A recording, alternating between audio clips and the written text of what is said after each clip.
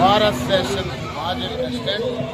ఇవాళ రాజంపేటలో మేధావి వర్గమైన Bharat station Rajampet, railway code, Nandalur నుంచి యావత్ అటెండెన్స్ మరియు మాకు మద్దతుగా విద్యార్థులు అందరూ కూడా రోడ్డు మీదకి వచ్చి ఒక మంచి గ్లోబల్ కాస్ కోసం రోడ్డు మీదకి వచ్చి ఇవాళ గౌరవ ముఖ్యమంత్రి చంద్రబాబు నాయుడు గారికి మరియు గౌరవ ఉప ముఖ్యమంత్రి పవన్ కళ్యాణ్ గారికి, లోకేష్ బాబు గారికి ఒక గౌరవమైన విన్నపం చేస్తున్నాం. రాజంపేట సొసైటీ ఏంటంటే, రాజంపేటకి జరిగిన అన్యాయం జిల్లాల పునర్విభజనలో ఏ ప్రాంతానికి ఎక్కడా జరగలేదు. ఇవాళ గమనిస్తే స్వాతంత్రం వచ్చిన తర్వాత పార్లమెంట్ స్థానాలని కేటాయించేటప్పుడు ఆల్ ఓవర్ ఇండియా వైడ్ రాజంపేటని కన్సిడర్ చేశారు ఎంపీ సెగ్మెంట్గా. ఎందుకంటే భౌగోళిక పరిస్థితులు, సామాజిక పరిస్థితులు దృష్టిలో ఉంచుకొని చేశారు ఆ నిర్ణయం. అలాగే దాని తర్వాత పరిపాలనా దక్షతను దృష్టిలో పెట్టుకొని ఒక ఐఏఎస్ని డెసిగ్నేట్ చేయాలి రాజంపేట ప్రాశస్త్యం గురించి తెలుసుకొని ఆ రోజే సబ్ కలెక్టర్ ఆఫీసర్ని డెసిగ్నేట్ చేశారు. మరి గత ప్రభుత్వం చేసిన నిర్వాహకం ఏంటంటే, జిల్లాలు పునర్విభజన చేసేటప్పుడు ఒక అజెండా పెట్టారు, ప్రాతిపదిక తీసుకున్నారు. ఎంపీ డెసిగ్నేటెడ్ హెడ్ క్వార్టర్స్ని జిల్లా హెడ్ క్వార్టర్స్గా చేయాలనే నిర్ణయం. మరి ఒక ఐఏఎస్ ఆఫీసర్కి నజరానాగా రాయచోటిని జిల్లా హెడ్ క్వార్టర్స్ చేయడం జరిగింది. దీంట్లో చేసిన ఘోర తప్పిదం ఏంటంటే, రాయచోటికి అన్నమయ్య పేరు పెట్టడం. నేను ముఖ్యమంత్రి వర్లకి అందరికీ విన్నపం చేస్తున్నాను. అన్నమయ్య పుట్టింది రాజంపేటలో.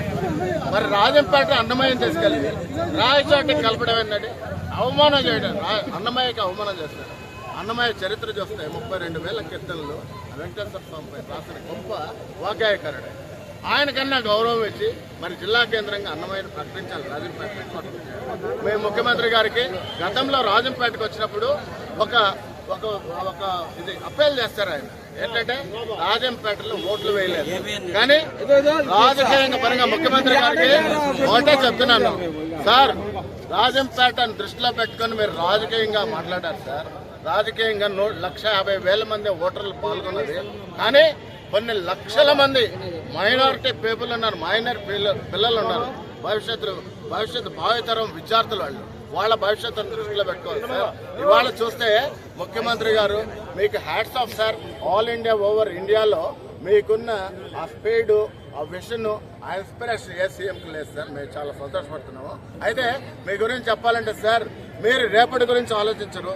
దాదాపు 30 సంవత్సరాల ముందుకు పోయి భవిష్యత్తు ఎలా ఉండదు ఈ దేశ ప్రజానీకానికి, రాష్ట్ర ప్రజానీకానికి అని ఆలోచించే వ్యక్తి.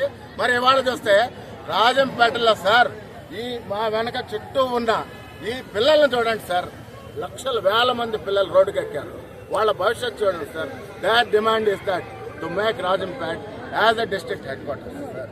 వాళ్ళ భవిష్యత్తుని దృష్టిలో ఉంచుకొని మీరు రాయచోటికి సార్, ఎడారి ప్రాంతానికి ఈ పిల్లల్ని పంపించడం వాళ్ళ తల్లిదండ్రుల్ని కన్నీరు కారుస్తున్నారు సార్.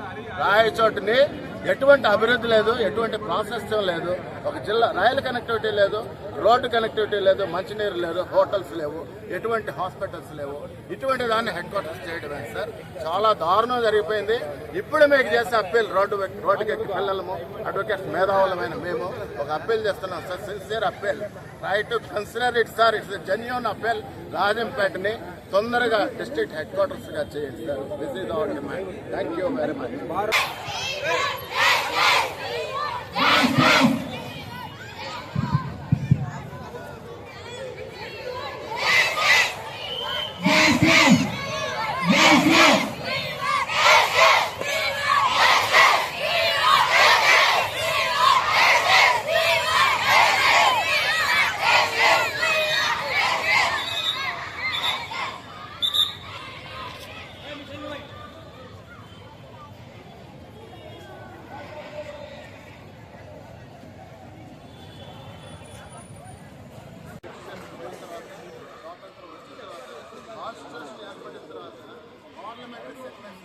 ఇప్పుడు 10 సార్లు చెప్పిన ఉండొచ్చు నా కానీ